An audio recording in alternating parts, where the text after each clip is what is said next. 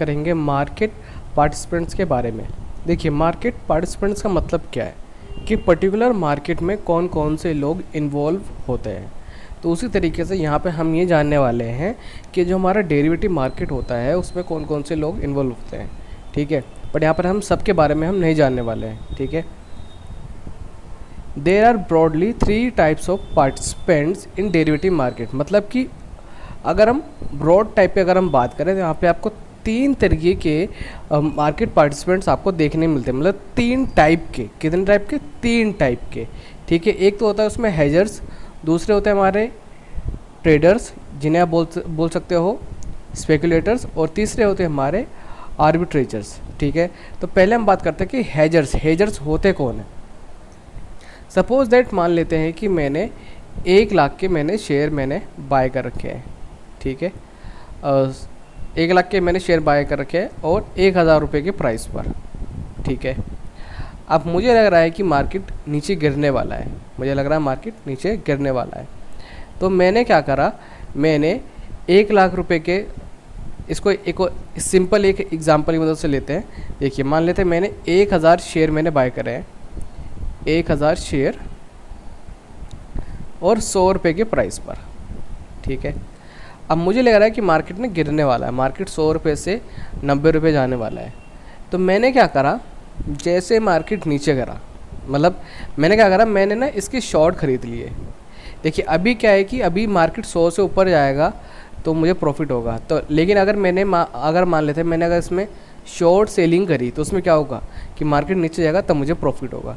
तो मान लेते हैं कि मैंने 1000 शेयर और ख़रीद लिए, मतलब खरीदे नहीं, मतलब उनको मैंने शॉर्ट सेल करा है, ठीक है। आई थिंक आपको शॉर्ट सेल पता होगा, नहीं पता है तो हमारी बेसिक्स ऑफ स्टॉक मार्केट की वीडियो आप देख लीजिए, वहाँ पर शॉर्ट सेल के बारे में मैंने बात करी है, ठीक है। और मैंने प्रैक्टिकली शॉर्ट सेल करके दिखाया है।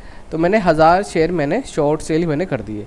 यानी कि अब उस केस में क्या होगा कि जैसे ही 100 रुपये से नीचे मार्केट जाएगा तो मुझे प्रॉफिट होगा। यहाँ पर 100 रुपये से ऊपर, यहाँ पे 100 रुपये से नीचे जाएगा तब मुझे प्रॉफिट होगा, ठीक है। तो मान लेते हैं कि 100 रुपये से 90 रुपये में मार्केट नीचे लग गया, ठीक है। तो यहाँ पे क्या हुआ, यहाँ पे मुझे 10 रुपये का प्रॉफिट हुआ और यहाँ पे मुझे 10 रुपये का लॉस हुआ, ठीक है। तो यहाँ पे मैंने क्या करा, यहाँ पे मैंने हेजिंग करी, मैंने हेजिंग करी। इस चीज़ को हम क्या बोलते हैं, हेजिंग। तो यानी मैं कौन हो गया, मैं हो गया हेजर, ठीक है। So the face risk associated with the price of underline asset and use derivative two reduce there risk. तो कई बार ऐसा होता है कि मान लेते हैं कि मैंने 1000 शेयर खरीद रखे हैं, ठीक है। लेकिन मुझे लग रहा है 1000 शेयर खरीद रखे हैं 100 रुपये के प्राइस पर।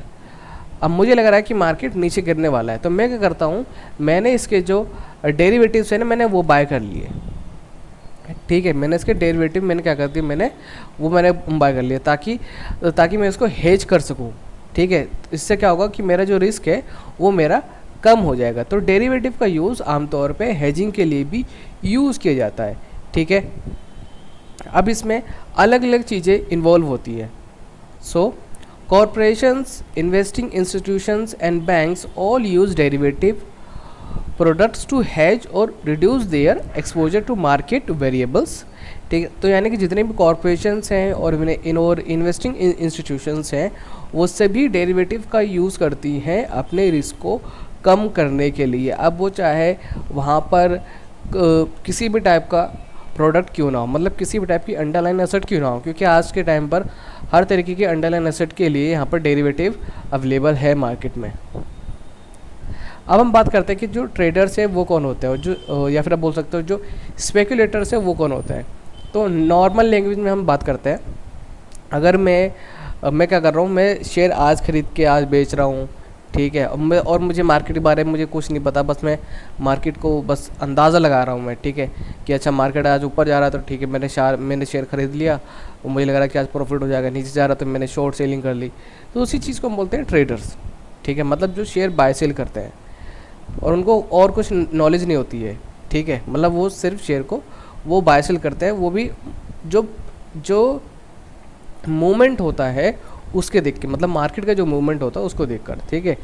तो जो ट्रेडर्स होते हैं दे ट्राई टू प्रिडिक्ट, मतलब ये ट्राई करने की कोशिश करते हैं कि ये पहले से पता लगा ले क्या, to predict the future movements in the price of underlying asset, ठीक है, and based on the view take position in derivative contracts.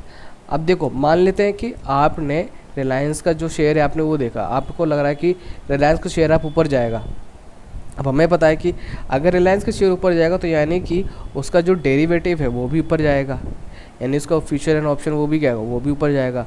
तो आपने क्या करा, आपने रिलायंस के शेयर को आपने ये प्रिडिक्ट करने की कोशिश करी कि वो मार्केट आज उसकी मार्केट ऊपर जाएगी, तो यानी कि अगर उसकी मार्केट ऊपर जाएगी तो यानी कि डेरिवेटिव की भी ऊपर जाएगी। तो आपने बस उसी को देखकर आपने डेरिवेटिव में भी आपने पोजीशन वहाँ पर आपने ले ली, ठीक है।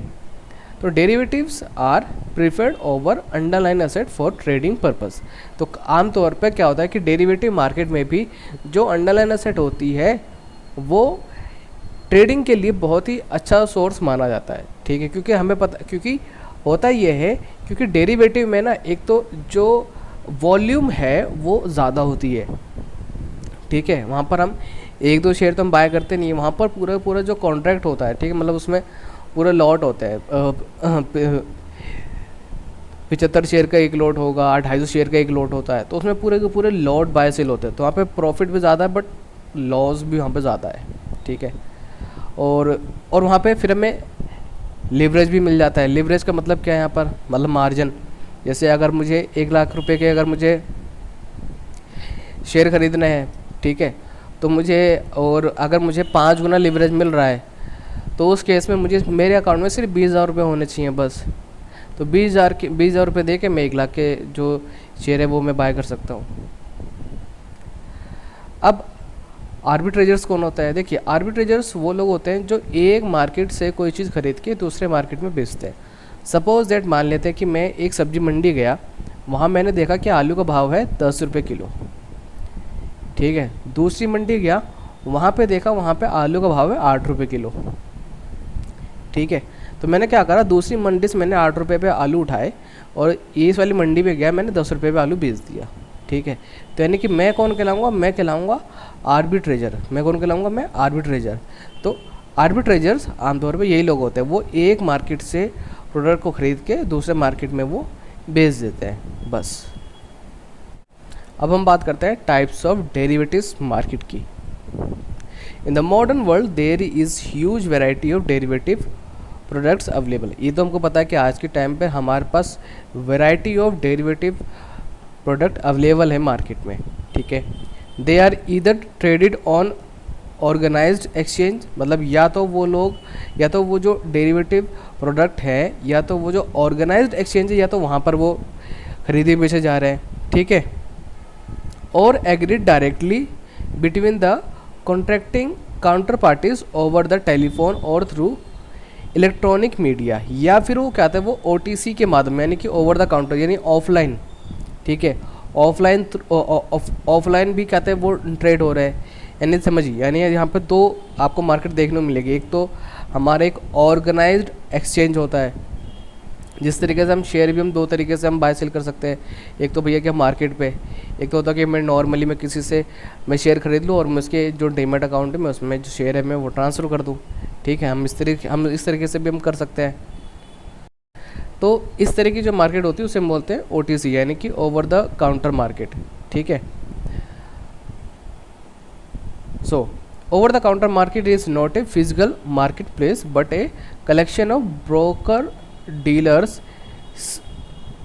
सेक्टर्ड अक्रॉस द कंट्री, ठीक है। अब OTC में भी आपको ना अब ब्रोकर ही देखने को मिलते हैं। अब ऐसा तो है नहीं कि अब जैसे मान लेते हैं कि अगर आपको शेयर बेचना है, ठीक है, तो आपको ऑफलाइन क्या आता है जो बायर या फिर जो सेलर है वो ऐसे मिल जाएगा, ठीक है। तो वहाँ पर भी आपको जो ब्रोकर है वो भी ढूंढना पड़ता है। तो सेम एज यहाँ पर भी वही चीज़ है, ठीक है। The main idea of the market is more A way of doing business.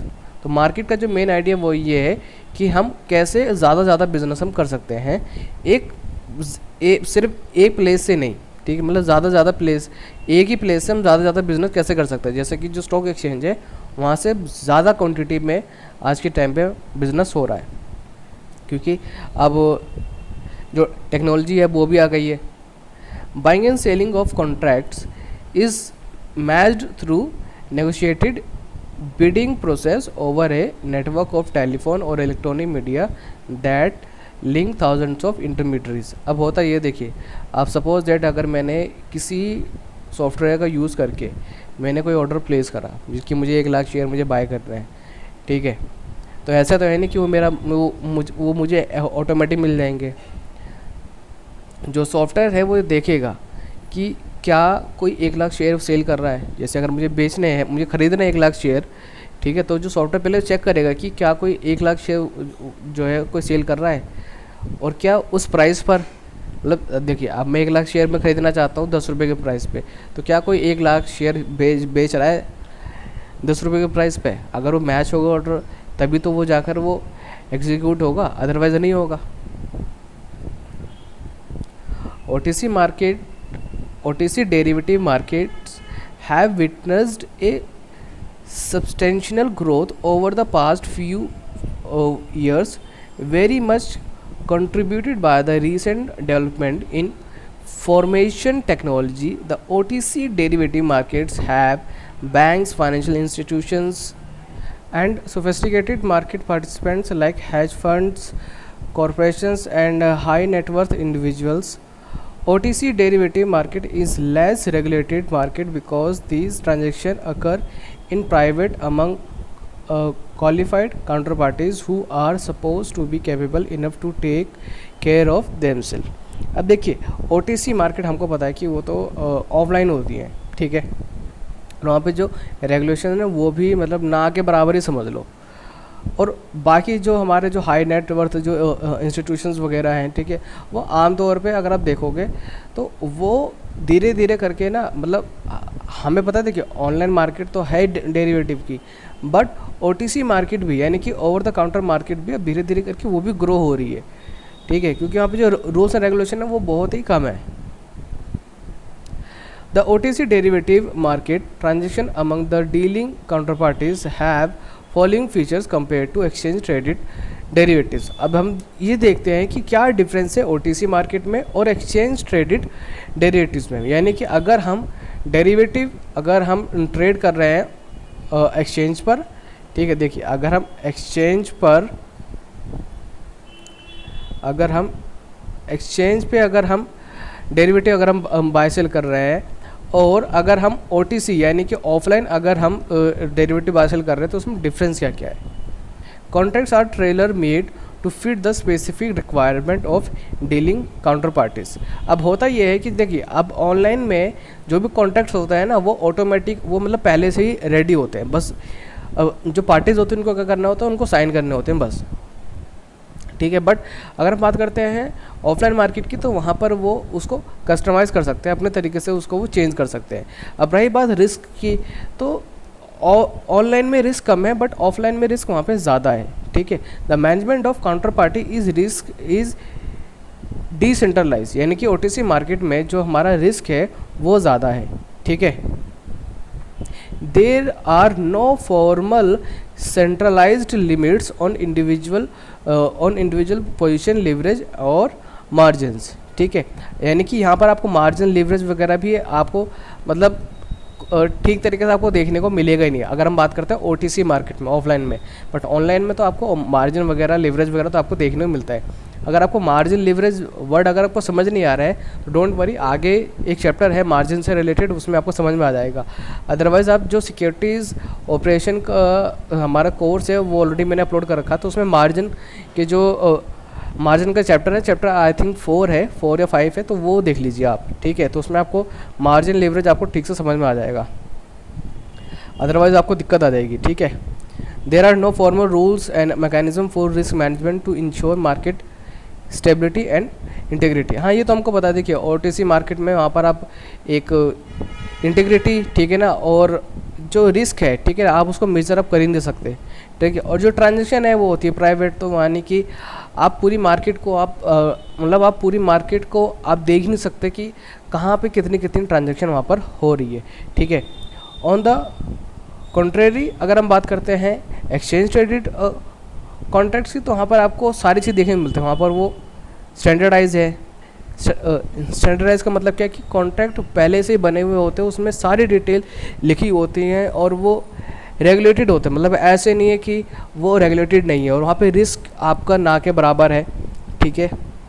और वहाँ पर अलग अलग ऑर्गेनाइजेशन है, अलग अलग डिपार्टमेंट है, गवर्नमेंट भी वहाँ पे इन्वॉल्व रहती है, ठीक है। गवर्नमेंट की बहुत सारी ऑर्गेनाइजेशन है वो भी वहाँ पे इन्वॉल्व होती है। क्लियरिंग कॉरपोरेशन वहाँ पे आता है, ठीक है, वो सेटलमेंट की जो गारंटी है वो लेता है। तो OTC में और जो हमारा एक्सचेंज ट्रेडेड जो और डेरिवेटिव मार्केट है उसमें ये डिफरेंस है। अब नेक्स्ट जो हमारा टॉपिक है वो है significance of derivatives. Like other segments of financial market, derivative market serves following specific function. अब जो देखिए, अब हमें पता है कि जो फाइनेंशियल मार्केट है वो हमें बहुत सारी चीज़ें हमें प्रोवाइड कराता है, बट यहाँ पे हम भी देखते हैं कि डेरिवेटिव मार्केट हमें क्या चीज़ें देता है, ठीक है। Derivative market helps in improving price discovery based on actual valuation and expectations. जो डेरिवेटिव मार्केट है वो हमें ये हेल्प देता है कि जो एक्चुअल में प्राइस है, मतलब जो प्राइस है उसको इम्प्रूव करने में हमारी हेल्प करता है। किसके प्राइस? अंडर एन असेट की, ठीक है, और जो उसकी एक्चुअल वैल्यूएशन है। Derivative market helps in transfer of various risk from those who are exposed to risk but have low risk aptitude to participant with high risk aptitude. For example, hedgers want to give away the risk whereas traders are willing to take risk. अब जो derivative market है आपको वहाँ पे आपको दोनों चीज़ देखने को मिलती है, मतलब देखिए वहाँ पर आपको रिस्क देखने को ही मिलता है वहाँ पर, और वहाँ पर आप डेरिवेटिव को यूज़ करके आप अपने रिस्क को कम भी आप कर सकते हो। Derivative market helps shift of speculating trades from unorganised market to organised market. और जो हमारा डेरिवेटिव मार्केट होता है वो हमारे हेल्प करता है, और जो हमारा डेरिवेटिव मार्केट है वो हमारी हेल्प करता है जो हमारा OTC मार्केट है डेरिवेटिव का उसको ख़त्म करने में, ठीक है। और जो कि हो भी रहा है धीरे धीरे करके, हमारा जो OTC मार्केट है वो ग्रो हो रहा है, लेकिन वो धीरे धीरे करके ख़त्म भी हो रहा है क्योंकि लोग धीरे धीरे करके वो ऑनलाइन शिफ्ट हो रहे हैं। अब हम बात करते हैं very risk faced by the participant in derivatives. अब अगर आप डेरिवेटिव में ट्रेडिंग कर रहे हैं तो आपको कौन कौन सी प्रॉब्लम आपको फेस करनी पड़ती है, ठीक है। Market participants must understand that derivatives being leveraged instruments, ठीक है, कि जो डेरिवेटिव इंस्ट्रूमेंट है, मतलब डेरिवेटिव जो है वो हमें एक लिवरेज प्रोवाइड कराता है, ठीक है ना। And have risk like counter party risk, मतलब वहाँ पर भी एक डिफ़ॉल्ट रिस्क बना होता है, लेकिन वहाँ पे मतलब होता है लेकिन ना के बराबर होता है। और प्राइस रिस्क भी होता है, ठीक है, और लिक्विडिटी रिस्क भी है, मतलब कुल मिला के रिस्क है बट कम है, ठीक है। और लीगल और रेगुलेटरी रिस्क भी है, और ऑपरेशनल रिस्क भी वहाँ पर आपको देखने को मिलेगा, ठीक है। And may not be an appropriate Avenue for someone for limited resources, मतलब अगर किसी के पास लिमिटेड रिसोर्सेज है तो उसके लिए डेरिवेटिव मार्केट नहीं है। फॉर एग्जांपल सपोज दैट मान लीजिए एक नॉर्मल पर्सन है, तो एक नॉर्मल पर्सन के लिए डेरिवेटिव मार्केट तो है ही नहीं, क्योंकि डेरिवेटिव मार्केट में जैसा कि मैंने बोला कि वहाँ पे प्रॉफिट और लॉस वहाँ पे हाई वॉल्यूम में होता है, ठीक है। A market participant should therefore carefully consider whether such trading is suitable for him her based on these parameters, मतलब जो मार्केट पार्टिसिपेंट है उसको हर पैरामीटर को उसको देखना पड़ेगा, मतलब उसको प्राइस रिस्क और डिफ़ॉल्ट रिस्क, लिक्विडिटी रिस्क, ये सारी चीज़ें उसको कंसीडर करनी पड़ेगी। फिर उस पैरामीटर पे उसको जज करना पड़ेगा कि जो डेरिवेटिव मार्केट है वो उसके लिए बेस्ट है या फिर नहीं।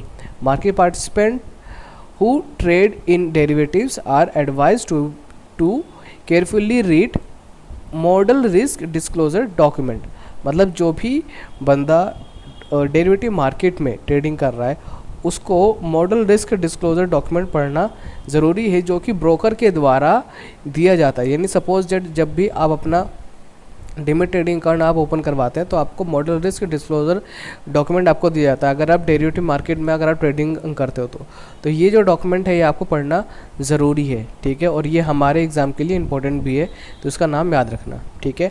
Model risk disclosure document is issued by the member of exchange. ये किसके द्वारा इशू किया जाता है? By the member of exchange, ठीक है, and contains important information trading in equity and future and option segment of exchange. All prospective participants should read this document before trading on capital market or cash segment or future and option segment of exchange. So यहीं पर हमारा जो chapter है वो ख़त्म होता है, ठीक है। मिलते हैं नेक्स्ट चैप्टर में। इस वीडियो से रिलेटेड अगर आपको कोई भी डाउट है तो आप कमेंट सेक्शन में कमेंट करके आप मुझसे पूछ सकते हैं, या फिर आप हमें व्हाट्सएप पे कांटेक्ट कर सकते हैं, या फिर आप हमें मेल भी कर सकते हैं। इसकी जो पीपीटी है वो आपको हमारे जो टेलीग्राम ग्रुप है आपको वहाँ पर मिल जाएगी। और अगर आपको ये वीडियो पसंद आई तो इस वीडियो को लाइक करना ना भूलें।